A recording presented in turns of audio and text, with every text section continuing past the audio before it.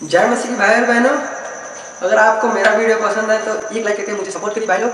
और हाँ, चैनल को सब्सक्राइब करना बोले तो चलते हैं वीडियो स्टार्ट करते हैं।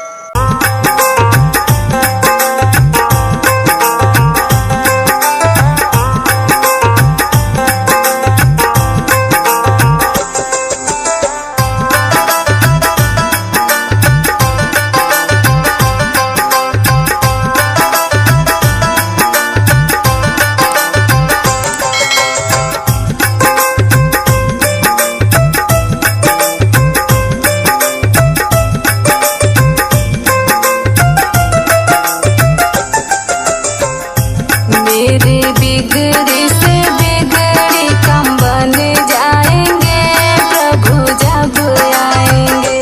मेरे बिगड़ी से बिगड़ी कम बन जाएंगे प्रभु जब आएंगे। प्रभु आएंगे आएंगे प्रभु आएंगे, यीशु प्रभु आएंगे, प्रभु यीशु आएंगे।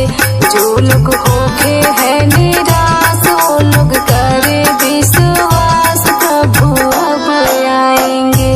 मेरे झोपड़ी के घर में प्रभु आएंगे, चाहे जब आएंगे।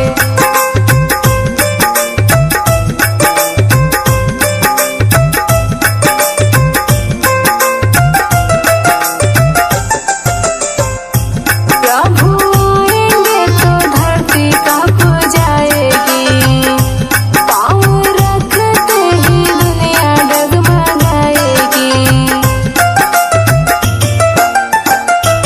प्रभु आएंगे तो धरती कांप जाएगी, पाँव रखते ही दुनिया डगमगाएगी।